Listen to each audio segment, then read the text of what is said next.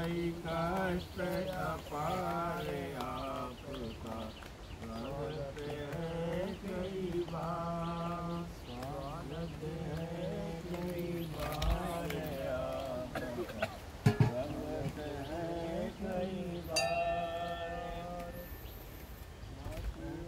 आनंद भयो हम सबको, आनंद भयो हम सबको, पाया दरस तुम्हारे आपका स्वागत है कई बार, स्वागत है कई बार आपका स्वागत है कई बार।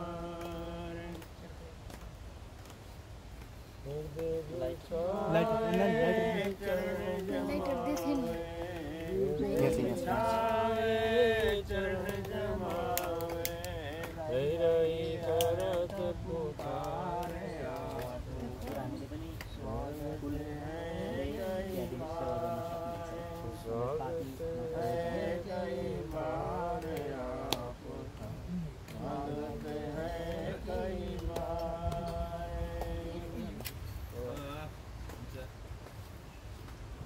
आप आफ्नो ठाउँमा उभे हुन। आरती को लागि दिनु पर्यो। आप आफ्नो ठाउँमा 20 पर्यो। Oh my god, सानो हुन्थ्यो नि।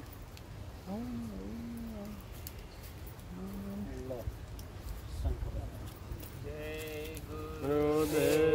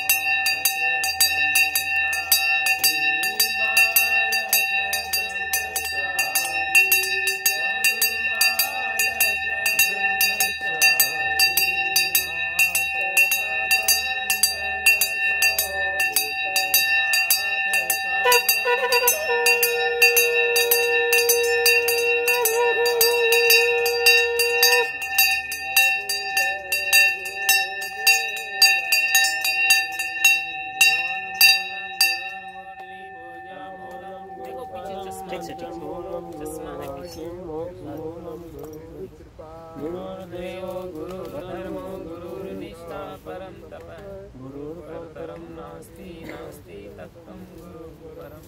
सभी बैठ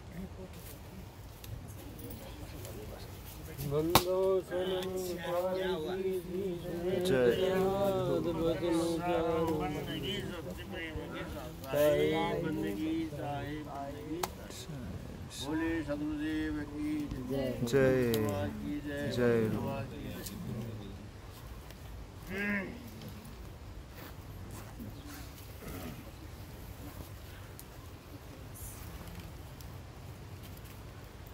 चलिए तुलदास जी आप एक भजन सुनाइए।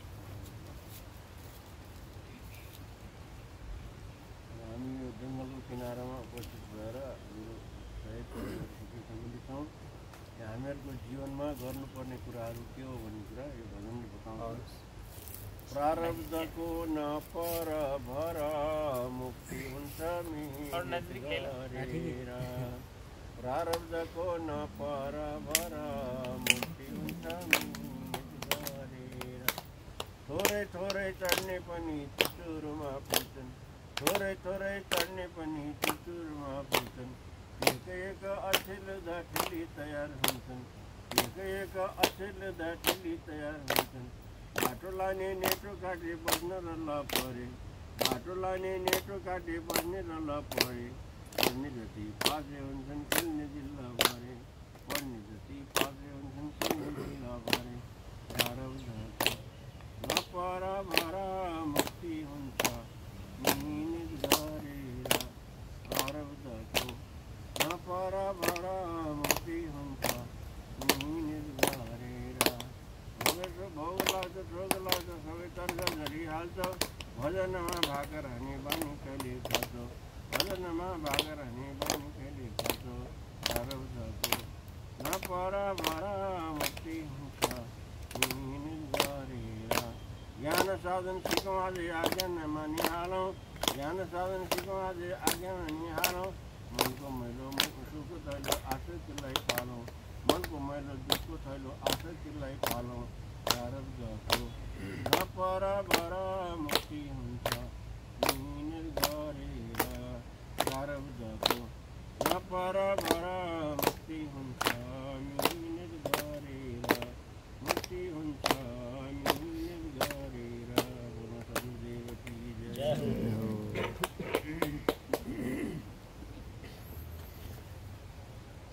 आप भी सुनाइए सर जी एक भजन, ये भी सुनाएंगे एक भजन।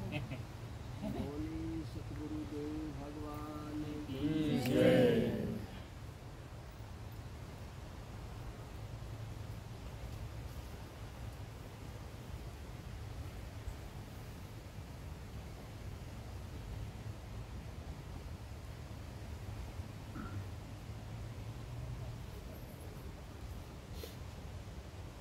ज्योति ज्ञान की जला जो गुरुदेव शरण आया तेरे दर पे। ज्योति ज्ञान की जला जो जी गुरुदेव शरण आया तेरे दर पे। कितना सुंदर जीवन काया सुंदर सुंदर होई, कितना सुंदर जीवन काया सुंदर सुंदर हो। मार्ग मोक्ष का बैठा जी गुरुदेव, बैठा जी गुरुदेव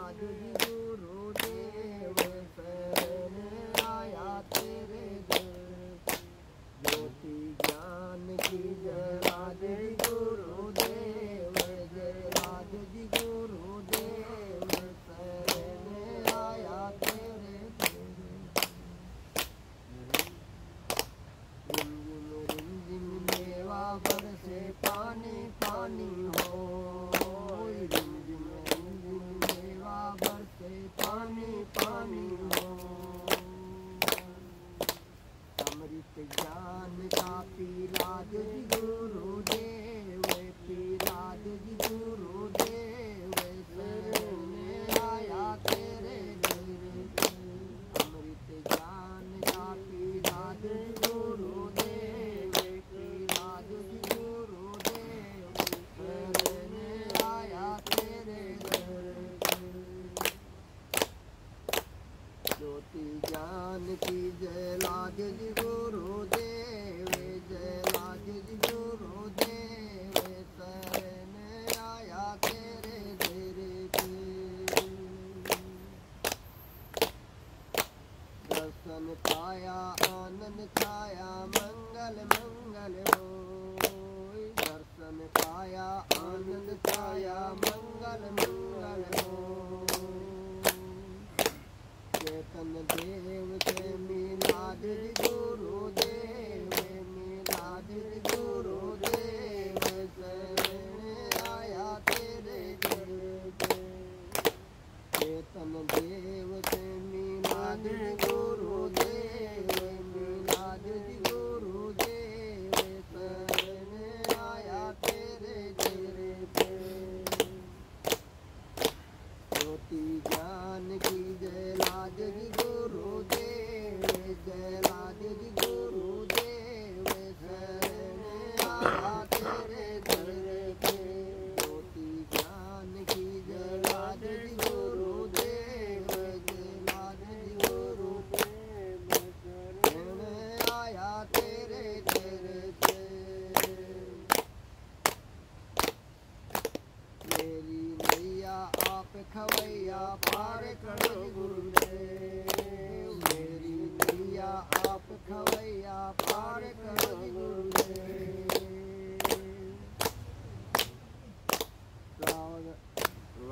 प्रभाकर रोशनी जला दे गुरुदेव, जला दे गुरुदेव, शरण आया तेरे दर पे।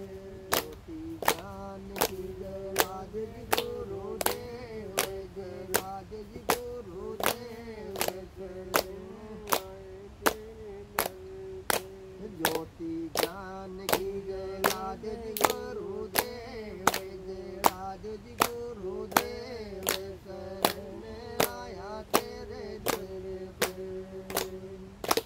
बोली सत्य गुरुदेव भगवान की जय। आप लोग भी गाएंगे भजन? हाँ गा दो। बस्ने छ बस्नलाई छ बस्नुहोस्। अगाडि आ जाओ।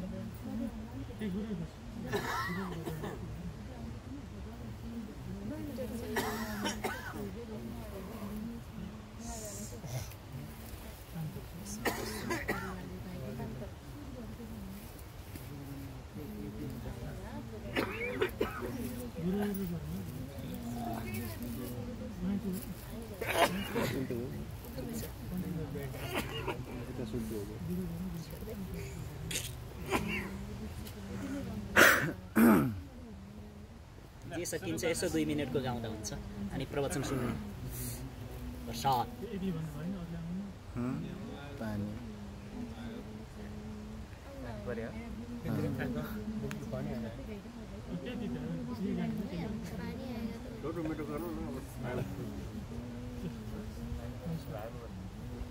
पानी पर्यो नि सबैलाई जे आउँछ त्यो 2 मिनेट मात्रै त्यसपछि प्रवचन सुन्नुपर्छ। गुरुदेव महेश्वरा गुरु साक्षात् परब्रह्म श्री गुरुदेव नमः।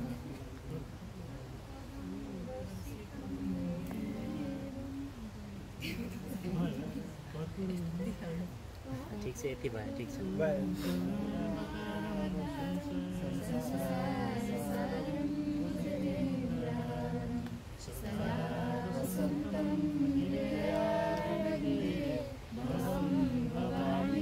सहितं नमामि।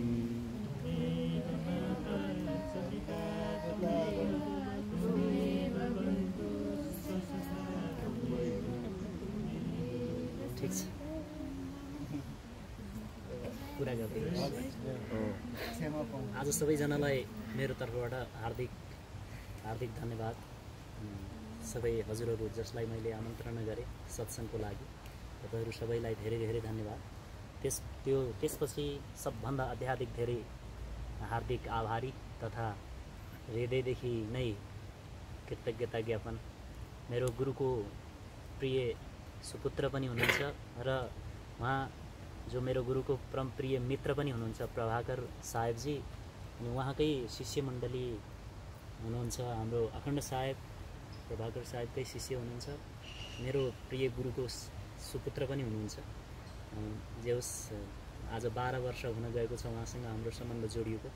म उहाँको पिताश्रीबाट 2068 सालमा कबीर दृष्टिकोण र कबीर परम्परामा दीक्षित भएको पनि हो र केही गुरुहरूमध्ये उहाँ सचेत कबीर हुनुहुन्छ। उहाँ एकदम अद्भुत नेपालको गौरवमय गुरु। उहाँसँग सम्बन्ध रहिरहेको कारण हिजो उहाँले एक अद्भुत समयमा मलाई सम्झेर धेरै धन्यवाद बनाउनु भयो। हार्दिक धन्यवाद छ। त्यसमा प्रभाकर साहेबलाई पनि मेरो हृदयदेखि नै धन्यवाद। यहाँ अब यो जङ्गलमा आएर एउटा सामान्य कुरा वार्तालापमै स्वागत गर्नुभयो, स्वीकार गर्नुभयो मेरो कुरालाई, धेरै धेरै धन्यवाद छ। भारतवर्षको करिब म 2054 साल 52 सालमा नेपाल छोडेपछि समग्र भारतवर्षको दर्शन भ्रमण गरेर फर्केपछि 2068 सालमा काठमाडौँ पर्दैन काठमाडौँ पसेपछि म कबीरका अनेकौँ शाखाहरू 12पन्थी कबीरका प्रत्येक पन्थहरूका हरेक कुराहरू अध्ययन गरिसकेको थिएँ र नेपालमा पनि कबीर शाखा देखेपछि बानेश्वरमा मलाई अत्याधिक हर्ष लाग्यो र त्यहाँ सचेत साहेबको भेट भयो। मैले पशुपतिनाथ भगवानलाई चढाउने भनेर ल्याएको फुलको टोकरी र माला उतै घर फर्केर लिँदै थिएँ। बाटो बिर्सेर उता पूजा प्रतिष्ठानतिर पुगेपछि सचेत साहेबलाई त्यो माला लगाइदिएर त्यो मेरो भेट थियो 68 साल असाढतिरको कुरा। र त्यही निरन्तरता रह्यो। गाउँ गए, गाउँबाट फेरि केही पढाइ लेखाइको लोभले काठमाडौँ पसेँ। त्यही सिलसिलामा आश्रममा पनि केही सेवा गर्ने अवसर मिल्यो। डाक्टर स्वामी रामकृष्ण प्रपन्नाचार्य र सचेत साहेबको एकै समयमा 2 जना युग पुरुषहरूलाई सेवा गर्ने अवसर मिल्यो। 68 सालदेखि 72 सालसम्म। 72 सालमै सचेत साहेब पनि समाधिष्ट हुनुभएको छ। उहाँको समाधिको समयमा पनि अन्तिम सेवा, आसन बाँध्नेदेखि लिएर हस्पिटल पुर्नेदेखि लिएर ती कामहरू पनि भए प्रपन्नाचार्य पछि।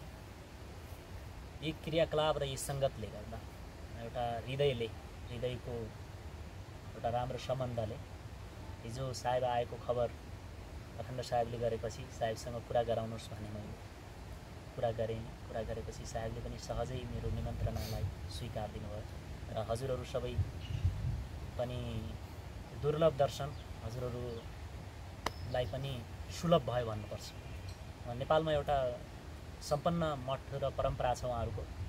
त्यसमा मैले देखेको चाहिँ सम्पन्न परिवारहरू नै त्यो मठसँग सम्बन्धित छन्। अहिलेसम्म चाहिँ नेपालको राजपरिवार र सम्पन्न परिवारको सम्बन्ध त्यो मठसँग छ, जुन नेपालमा कबीरका 4वटा मठ छन्। र तपाईँ हामी जस्तो सामान्य वर्गहरूले पनि कबीर साहेबको यो दृष्टिकोण र कबीर साहेबको यो गुरु परम्पराका सन्तहरूको दर्शन गर्न पाउनुपर्छ भनेर मैले खास साहेबलाई निमन्त्रणा गरेको हो। आज तपाईँहरू उहाँको कबीर दृष्टिकोणमा सनातन धर्म, कबीरको दृष्टिकोणमा सनातन धर्म कस्तो हुनुपर्छ भन्ने विषयमा प्रभाकर साहेबजीबाट हजुरहरूले प्रवचन सुन्नुहुनेछ। सचेत साहेब जो आज्ञा साहेबको परमप्रिय शिष्य हुनुहुन्थ्यो, उहाँले गुजरातको कोटा के भन्नु उहाँको कोबा भन्ने ठाउँमा विशाल आश्रम निर्माण गरेर जानुभएको छ। नेपालमा पनि आश्रम छ। राजस्थानको कोटामा सद्गुरु श्री प्रभाकर साहेबको विशाल आश्रम छ। प्रत्येक वर्षाकालमा नेपालमा आउनुहुन्छ। नेपालमा 4वटा विशेष मठहरू छन्। नेपालमा एक धुरन्धर तपस्वीको आगमन भयो 2002 सालतिर हुनुपर्छ। विशाल साहेब, उहाँका ठुला दर्शनहरू छन्। उहाँको मुखारविन्दबाट प्रभावित भएका अमृत अनुभवका ज्ञानहरू हुन्। उहाँ पढे लेखेको विद्वान त होइन, उहाँका शिष्यहरू विद्वान भए प्रेम साहेबहरू इत्यादि, उहाँहरूका मुक्तिद्वार, भवयान इत्यादि धेरै सत्यनिष्ठा इत्यादि कृतिहरू, भव्य कृतिहरू छन्। नेपालको वन गुफाहरूमा गुरुले भनेको वाणीलाई लेखेको छ, लिपिबद्ध गरिएको छ। यो अनुसार विशाल साहेब भारतमा मात्रै, नेपालमा मात्र होइन भारतमा पनि ख्यातिप्राप्त एउटा परमसिद्ध योगी हुनुहुन्छ। नेपालको नागार्जुन तारकेश्वर जङ्गलमा उहाँले तपस्या गर्नुभयो। उहाँ रुखमुनि ओडारभित्र गोप्य ध्यान गर्ने र कवीरको दृष्टिकोणमा आत्मा राममा रम्ने एउटा परम योगी हुनुहुन्थ्यो। र उहाँको त्यो रुख गुफामुनि लुक्दै गर्दा, छुप्दै गर्दा, आफूभित्र रम्दै गर्दा पनि उहाँबाट केही वचनका अमृतहरू सङ्ग्रह गर्ने रूपमा नेपालका वृहत साधुहरूले उहाँलाई पछ्याउनु भयो। आज्ञा साहेब, सन्त शरण साहेब, रामस्वरूप साहेब, उहाँहरूको 4वटा मठ छ, बानेश्वरमा, एकान्त कुनामा, झम्सीखेलमा, टौदहमा र तारकेश्वर जङ्गलमा पनि तपोश्री सन्त तपाईँको विशाल साहेबको एउटा सानो ध्यानकुटी छ। त्यहाँ अहिले हाम्रो के साहेब नि नाम मैले बिर्सेँ, सन्तुलन के भन्छ माथि, अमृत साहेब हुनुहुन्छ। करिब 90 वर्षको, 85 वर्षको हुनुहुन्छ। एउटा बृहत परम्परा छ। कवीरको दृष्टिकोणमा नेपालीहरूको पनि योगदान, नेपाली साधु सन्तहरूको मैले हरेक पन्थमा हेरेँ। नेपाली सिद्ध योगीहरूको पनि कवीर पन्थका 12 पन्थमा लगानी देखेँ मैले। नेपाली साधुहरू, नेपाली योद्धाहरूको हर क्षेत्रमा, हर पन्थ र हर परम्परामा एउटा लगानी छ। त्यसले गर्दाखेरि संसारको प्रत्येक पन्थ र पद्धति गौरवमय छ। त्यसले गर्दा तपाईँहरू धन्य हुनुहुन्छ। साहेबको प्रवचन सुनौँ। मैले सामान्य परिचय गराएँ। साहेब यति मात्र होइन कि सचेत साहेबको पनि मित्र हुनुहुन्छ र मेरो डाक्टर स्वामी प्रपन्नाचार्यको समाधिको समयमा पनि उहाँ उपस्थित हुनुहुन्थ्यो। र आउँदा, नेपाल आउँदा हरेक वर्ष मेरो गुरुदेवलाई पनि, मेरो दुईटै गुरुदेवलाई उहाँ सम्मान गर्ने भएको कारणले मेरो आफ्नै गुरुहरूको उपस्थिति ठानेको छु मैले।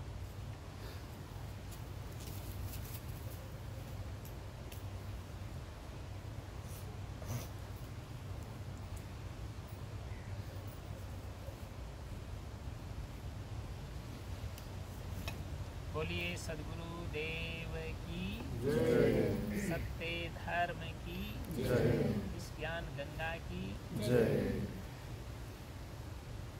सबसे पहले सभी मिलकर के एक छोटा सा गीत गान करेंगे। पहले मैं कहूँगा, उसके पश्चात आप लोग भी दोहराएंगे। इसकी आवाज़ बुलंद होनी चाहिए। ले लो गुरु जी का ज्ञान, अवसर सुंदर मिला। ले लो गुरु जी का ज्ञान, अवसर सुंदर मिला। मानव जीवन का करो कल्याण, अवसर सुंदर मिला। मानव जीवन का करो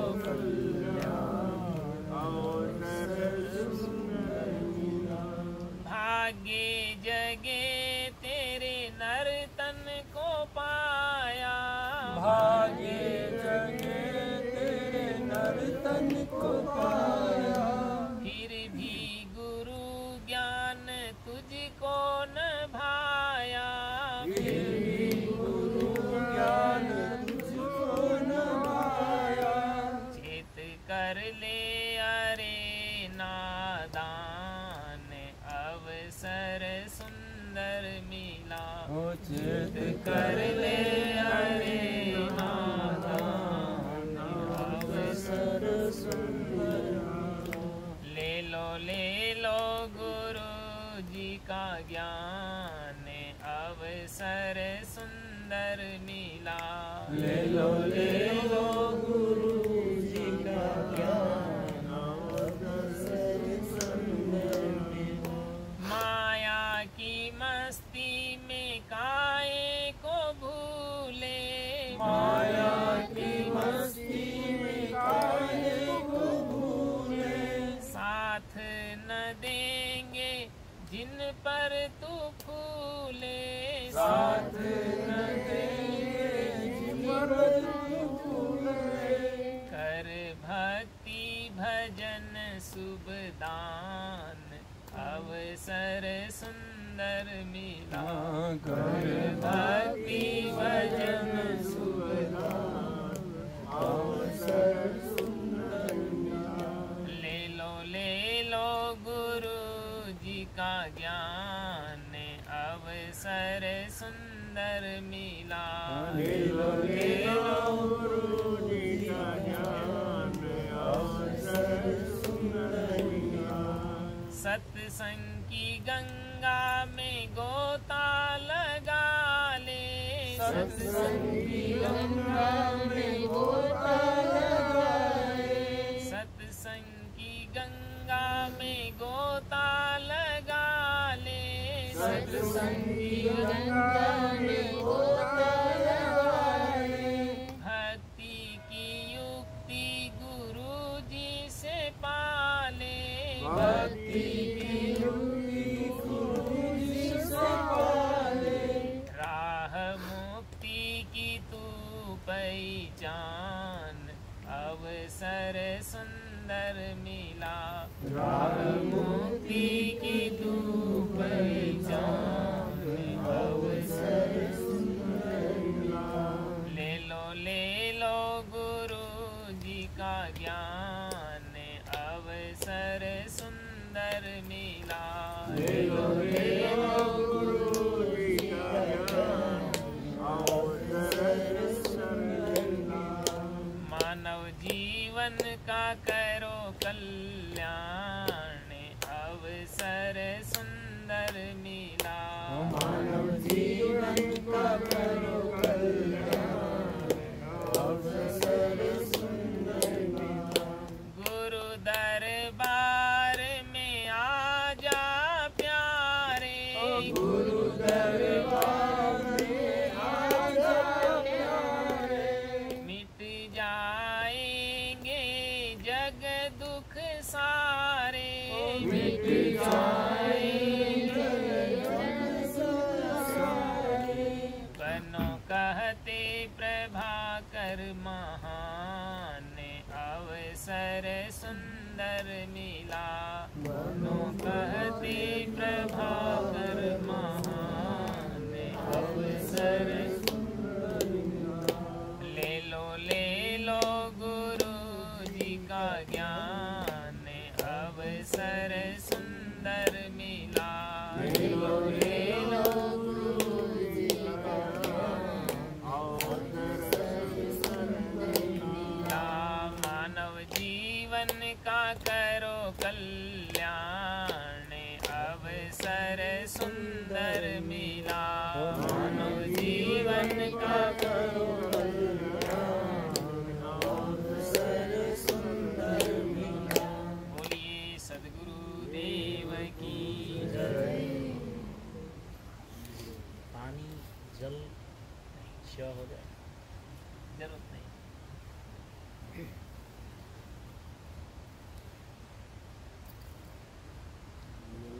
मानव समाज के पथ प्रदर्शक वंदनीय संत समाज, सत्संग प्रेमी सज्जनों, श्रद्धा मूर्ति देवियों, आज हम सब बागमती के तट पर संत जी के आश्रम पर इस सत्संग की पावन बेला में हम सब लोग यहाँ पर उपस्थित हैं। सत्संग में बैठने का अवसर व्यक्ति को तभी मिल पाता है जब जीवन के अनेक पुण्य जागृत होते हैं। अगर व्यक्ति का पुण्य जागृत होता है तो व्यक्ति सैकड़ों किलोमीटर से चल कर के भी सत्संग में उपस्थित हो जाता है। और जिनके दिल में पाप आड़े आ जाते हैं, उसके नगर में, उसके मोहल्ले में, उसके पड़ोस में और उसके घर में भी सत्संग होता है, तब भी व्यक्ति वहाँ पहुँच नहीं पाता है, बैठ नहीं पाता है। कहा है कि मिलना अगर मंजूर है तो बम्बई नहीं दूर है, पर मिलना अगर नामंजूर है तो चौखट भी बड़ी दूर है। व्यक्ति के जीवन में जब पुण्य जागृत होता है तभी व्यक्ति सत्संग में बैठता है। सत्संग कहाँ मिलती है? वो संतों के सानिध्य में मिलती है।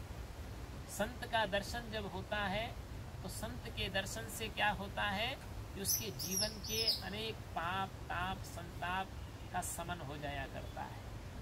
सत्संग उसको कहते हैं जहाँ पर बैठने से व्यक्ति को सत्य का ज्ञान हो, सत्य का बोध प्राप्त हो।